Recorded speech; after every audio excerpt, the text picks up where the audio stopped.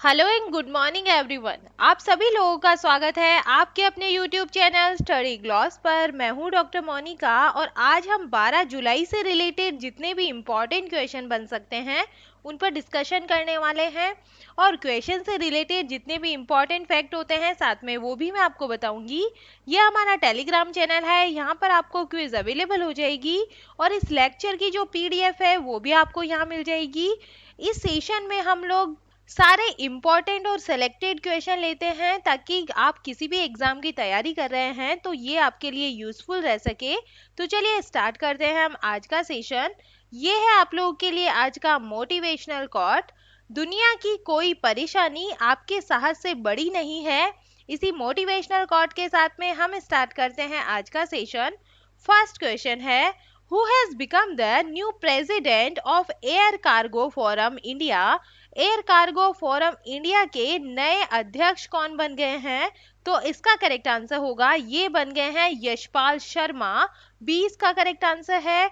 Detail से इनके बारे में बात करें तो एयर कार्गो फोरम इंडिया 29 जून 2022 को आयोजित वार्षिक आम बैठक में लगातार 2 सालों से 2022 और 2024 की जो अवधि है इसके लिए एक नया बोर्ड तैयार ये करता है और स्काईवेज ग्रुप के एमडी यशपाल शर्मा को इस ड्यूरेशन के लिए एसीएफआई का जो अध्यक्ष है ये नियुक्त किया गया है। पूर्व राष्ट्रपति साइरस कटगरा ने नए बोर्ड का पदभार इन्हें सौंपा है। Air cargo forum India ASFI air cargo रसद आपूर्ति श्रृंखला उद्योग के सभी प्रमुख हितधारकों का एक संघ है जिसमें airlines, airport operator, cargo terminal operator, freight forwarder, सीमा शुल्क दलाल और एक्सप्रेस उद्योग, बंधुआ ट्रकर्स इत्यादि इसके अंदर शामिल होते हैं। टॉप 5 नेशनल अपॉइंटमेंट्स को हम रिवाइज कर लेते हैं। New president of association of Indian universities, तो ये बने हैं Suranjan Das. New director of national centre for cytology, तो ये बने हैं doctor Mohan Wani. Youngest Vidhan Sabha speaker of India, तो ये बन गए हैं Rahul Narwekar. New chief minister of Maharashtra, तो ये है Eknath Shinde. New chairman of gas authority of India limited, जो गेल है इसके नए चेयरमैन बन गए हैं Sandeep Kumar Gupta. Second number question है, who has started a programme named mission Kushal Karmi to improve the skill of construction workers. निर्माण श्रमिकों के कौशल को सुधारने के लिए मिशन कुशल कर्मी नामक कार्यक्रम को किसने शुरू किया है? तो इसका करेक्ट आंसर होगा मनीष सिसोदिया के द्वारा ये जो प्रोग्राम है ये शुरू किया गया है। डिटेल से बात करें तो दिल्ली के जो उप मुख्यमंत्री है मनीष सिसोदिया, इन्होंने निर्माण श्रमिकों को उनकी क्षमताओं में सुधार करने में मदद करने के लिए मिशन कुशल कर्मी की शुरुआत इन्होंने की है।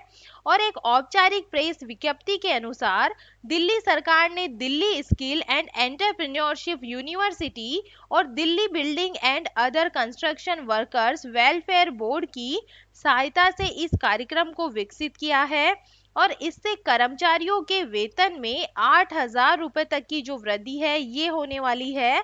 इस योजना के तहत सरकार एक साल में 2 लाख श्रमिकों को प्रशिक्षित करना चाहती है और ये कुशल कार्मिक निर्माण उद्यमियों के लिए भी लाभप्रद होंगे। दिल्ली की हम बात करें तो Delhi government signed A knowledge sharing agreement with the Punjab government. The education song इरादा कर लिया है हमने has been released in Delhi. The Delhi government constitute a field task force for the rehabilitation of homeless children.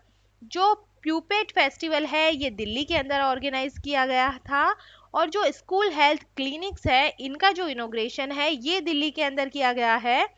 Third number question है, who has been named by the Confederations of Indian Industry as its president for the year 2022 और 23। भारतीय उद्योग परिसंघ ने वर्ष 2022 और 23 के लिए अपने अध्यक्ष के रूप में किसे नामित किया है? तो इसका करेक्ट आंसर है ये किया है आर दिनेश को। 20 का करेक्ट आंसर होगा। डिटेल से बात करें तो टीवीएस सप्लाई चेन सॉल्यूशंस के कार्यकारी उपाध्यक्ष आर दिनेश को 2022 और 23 के लिए भारतीय उद्योग परिसंघ के अध्यक्ष पद के लिए इन्हें नामित किया गया है।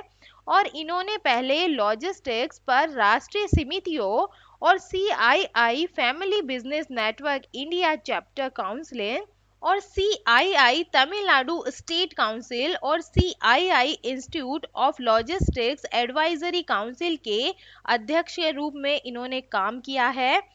About confederation of Indian industry CII की हम बात करें तो ये भारतीय उद्योग परिसंघ एक वकालत और व्यापार संघ जिसका मुख्य जो कार्यालय है ये नई दिल्ली भारत के अंदर है और इसकी जो स्थापना है ये 1895 के अंदर की गई थी। वैश्विक क्षेत्रीय और औद्योगिक एजेंडा को प्रभावित करने के लिए सीआईआई व्यवसाय और सरकारी बौद्धिक और समाज के अन्य नेताओं के साथ में ये काम करता है और संगठन सदस्यता पर ये आधारित है। 4 नंबर क्वेश्चन है who has become the youngest woman to receive the presidential medal of freedom America highest civilian award. America के सर्वोच्च नागरिक पुरस्कार प्रेसिडेंशियल मेडल ऑफ फ्रीडम प्राप्त करने वाली सबसे कम उम्र की जो महिला है ये कौन बन गई है? तो इसका करेक्ट आंसर होगा जो सिमोन बाइल्स है ये बन गई है। ए इसका करेक्ट आंसर है। अमेरिका के राष्ट्रपति जो बाइडेन ने ओलंपिक जिम्नास्टिक खिलाड़ी सिमोन बाइल्स को प्रेसिडेंशियल मेडल ऑफ फ्रीडम पुरस्कार से सम्मानित किया है जिससे सिमोन बाइल्स यह पुरस्कार प्राप्त करने वाली सबसे कम उम्र की ये महिला बन गई है। प्रेसिडेंशियल मेडल ऑफ फ्रीडम उन लोगों को पहचानने के लिए दिया जाने वाला एक पुरस्कार है जिन्होंने संयुक्त राज्य अमेरिका की सुरक्षा या राष्ट्रीय हितों और विश्व शांति सांस्कृतिक या अन्य महत्वपूर्ण सार्वजनिक या निजी प्रयासों में विशेष रूप से सराहनीय योगदान दिया हो।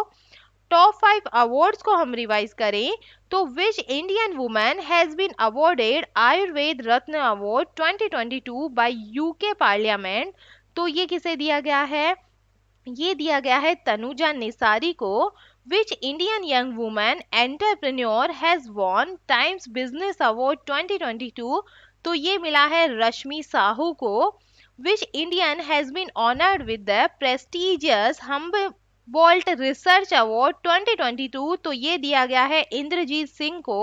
Which Indian has been awarded the British Honorary Award Commander of the Order of the British Empire 2022? तो ये अजय पिरामिल को मिला है। Who has been honored with the World Food Prize 2022? तो ये दिया गया है सिंथिया रोसेनविक को। 5 नंबर क्वेश्चन है Who has become the new MD and CEO of SBI General Insurance? SBI General Insurance के जो नए MD और जो CEO है ये कौन बन गए हैं? तो इसका करेक्ट आंसर होगा ये बन गए हैं पारितोष त्रिपाठी। ए इसका करेक्ट आंसर है। निजी गैर जीवन बीमा करता एसबीआई जनरल इंश्योरेंस ने पारितोष त्रिपाठी को प्रबंध निदेशक और मुख्य कार्यकारी अधिकारी नियुक्त किया है और इन्होंने पीसी कांडपाल का स्थान लिया है जिन्हें भारतीय स्टेट बैंक के कॉरपोरेट सेंटर में उप प्रबंध निदेशक के रूप में तैनात किया गया था। नए एमडी और सीईओ को हम रिवाइज करें। New MD and CEO of Honda car India तो ये कौन बने हैं? तुकुया तुशुमुरा बने हैं। New MD and CEO of Colgate Palmolive limited तो ये है Prabha Narasimhan. MD of technology company Infosys and CEO तो ये है सलिल पारक।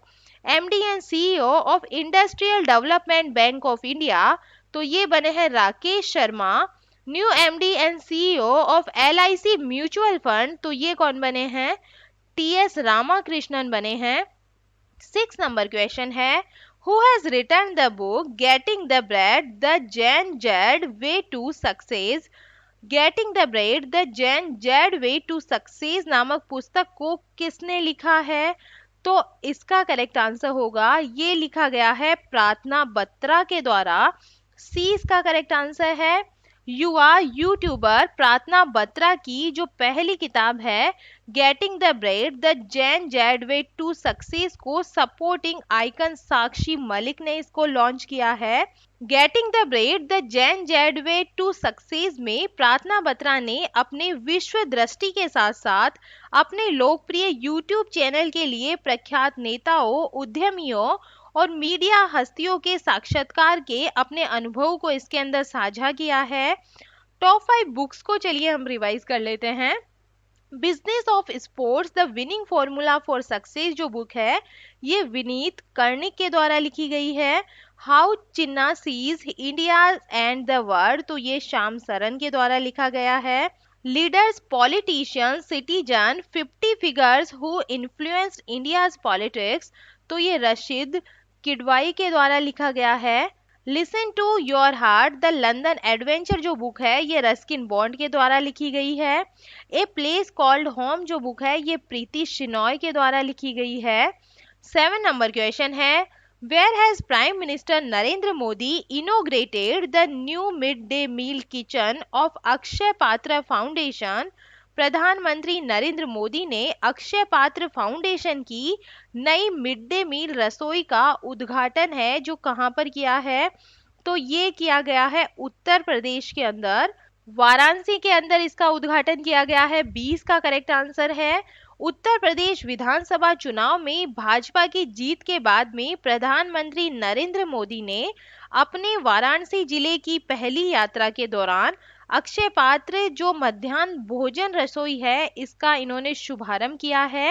एलटी कॉलेज की रसोई में 1 लाख विद्यार्थियों के लिए दोपहर का भोजन तैयार करने की क्षमता है और समाजवादी पार्टी के नेता अखिलेश यादव ने उद्घाटन का जवाब देते हुए कहा है कि सपा प्रशासन के दौरान सुझाए गए सभी 11 स्थानों को रसोई का उपयोग शुरू करना चाहिए। अबाउट अक्षय पात्र फाउंडेशन की हम बात करें तो बेंगलोर में स्थित international society for Krishna consciousness मतलब इस्कॉन अक्षय पात्र फाउंडेशन को एक गैर लाभकारी ट्रस्ट के रूप में संचालित ये करता है और भारत में ये मध्याह्न भोजन योजना का प्रबंधन करता है जो स्कूल में दोपहर के भोजन के लिए एक कार्यक्रम ये है। 8 नंबर क्वेश्चन है which country has been chosen by the Intergovernmental Committee on the 2003 Convention of UNESCO for the Protection of Intangible Cultural Heritage अमूर्त सांस्कृतिक विरासत के संरक्षण के लिए यूनेस्को के 2003 कन्वेंशन की अंतर सरकारी समिति ने किस देश को चुना है तो इसका करेक्ट आंसर होगा तो इंडिया को इसके अंदर चुना गया है। इसका करेक्ट आंसर है भारत को अमूर्त सांस्कृतिक विरासत की सुरक्षा के लिए यूनेस्को कन्वेंशन के 2022 से 2026 चक्र में भाग लेने के लिए इसे चुना गया है जिसे 2003 के अंदर अपनाया गया था। पेरिस में यूनेस्को का मुख्यालय में 2003 के सम्मेलन की 9वीं महासभा के दौरान अंतर सरकारी समिति के चुनाव हुए और 6 देशों जिनके अंदर Bharat, Bangladesh, Vietnam, Cambodia, Malaysia और थाईलैंड ने एशिया प्रशांत समूह के 4 रिक्त पदों को भरने के लिए अपने आवेदन जमा किए थे। भारत ने पहले इस कन्वेंशन की अंतर सरकारी समिति में 2 कार्यकालों के लिए भाग लिया था और एक 2006 से 2010 तक और दूसरा 2014 से 2018 तक। अपने 2022 से 2026 कार्यकाल के लिए भारत ने मानवता की अमूर्त सांस्कृतिक विरासत के संरक्षण और संवर्धन के लिए एक स्पष्ट दृष्टिकोण तैयार किया है। 9 नंबर क्वेश्चन है Which general insurance company has launched cyber voltage insurance plan? किस जनरल इंश्योरेंस कंपनी ने cyber voltage insurance plan launch किया है तो इसका करेक्ट आंसर होगा ये किया है एसबीआई जनरल इंश्योरेंस ने। 20 का करेक्ट आंसर है। एसबीआई जनरल इंश्योरेंस ने साइबर वोल्टेज बीमा योजना शुरू की है जो व्यक्तियों के लिए एक व्यापक साइबर बीमा कवर है जो साइबर जोखिमों और हमलों से होने वाले वित्तीय नुकसान से ये सुरक्षा प्रदान करता है और किसी भी प्रकार के साइबर जोखिम के संपर्क में आने वाले व्यक्ति इस पॉलिसी को अपने और अपने परिवार के लिए खरीद सकते हैं। परिवार में स्वयं पति या पत्नी या दो आश्रित जो बच्चे हैं ये इसके अंदर शामिल है। बच्चों की जो उम्र है ये 18 साल तक होनी चाहिए।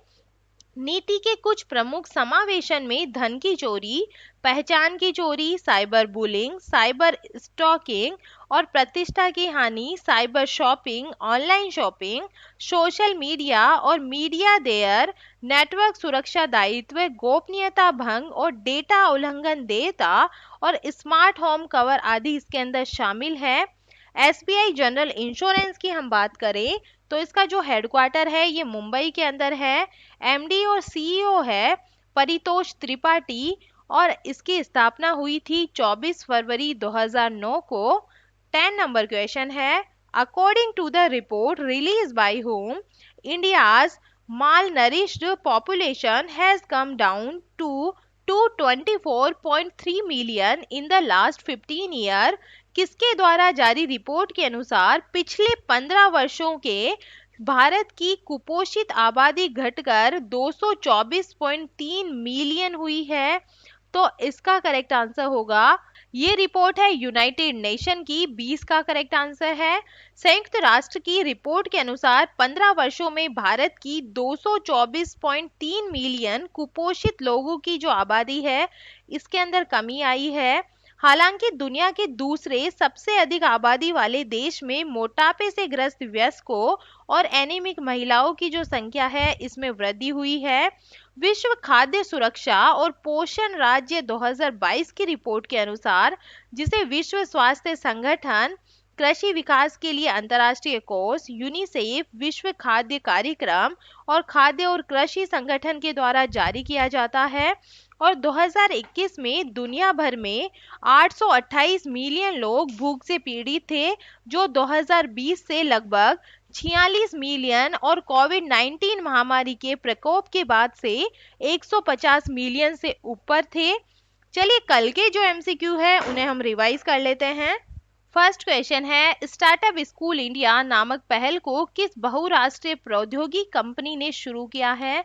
तो इसे गूगल ने स्टार्ट किया है। सेकंड नंबर क्वेश्चन है, 13 एक्सप्रेसवे वाला भारत का पहला राज्य कौन सा बन गया है? तो इसका करेक्ट आंसर होगा, ये बन गया है उत्तर प्रदेश, डी इसका करेक्ट आंसर है। थर्ड नंबर क्वेश्चन है, विद्युत उत्पादन कंपनी टाटा पावर ने सौर विनिर्माण सुविधा स्थापित करने के लिए किस राज्य सरकार के साथ में समझौता ज्ञापन पर हस्ताक्षर किए हैं? तो तमिलनाडु गवर्नमेंट के साथ में ये हुआ है।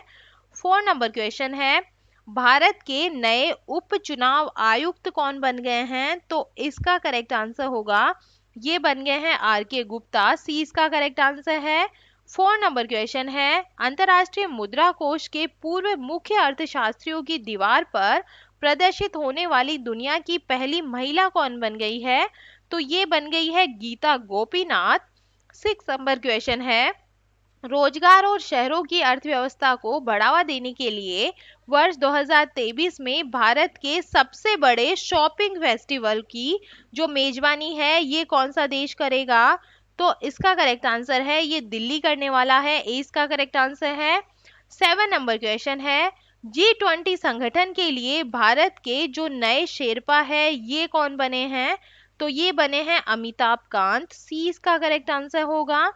8 नंबर क्वेश्चन है, खारजी उत्सव कहाँ पर शुरू हुआ है? तो ये हुआ है त्रिपुरा के अंदर, सी इसका करेक्ट आंसर है। 9 नंबर क्वेश्चन है, कौन सी राज्य सरकार विधानसभा में स्वास्थ्य का अधिकार विधेयक पेश करेगी? तो राजस्थान गवर्नमेंट करने वाली है। 10 नंबर क्वेश्चन है, नई दिल्ली में आयोजित स्वनिधि महोत्सव 2022 का जो शुभारंभ है ये किसने किया है? तो इसका करेक्ट आंसर होगा, ये हरदीप सिंह पुरी के द्वारा किया गया है, ए इसका करेक्ट आंसर होगा। और ये था कल का स्टडी ग्लॉस क्वेश्चन। गेल के नए चेयरमैन के रूप में किसे नियुक्त किया गया है? तो इसका करेक्ट आंसर होगा संदीप कुमार गुप्ता को जो है अपॉइंट किया गया है। और ये है आप लोगों के लिए आज का स्टडी ग्लॉस क्वेश्चन। राष्ट्रीय जांच एजेंसी के जो नए महानिदेशक है ये कौन बन गए हैं? नेशनल इन्वेस्टिगेशन एजेंसी के जो न्यू डायरेक्टर जनरल है। इसका आंसर आप मुझे कमेंट सेक्शन में दीजिएगा। ये हमारा टेलीग्राम चैनल है, यहाँ पर आपको सारे क्वेश्चन क्विज के फॉर्मेट में अवेलेबल हो जाएंगे और इस लेक्चर की पीडीएफ भी आपको यहाँ मिल जाएगी। आई होप आपको सेशन पसंद आ रहा होगा। अगर पसंद आ रहा है तो इसे लाइक कीजिए, अपने दोस्तों के साथ में शेयर कीजिएगा। तो चलिए मिलते हैं हम एक नए सेशन के साथ में। Thank you.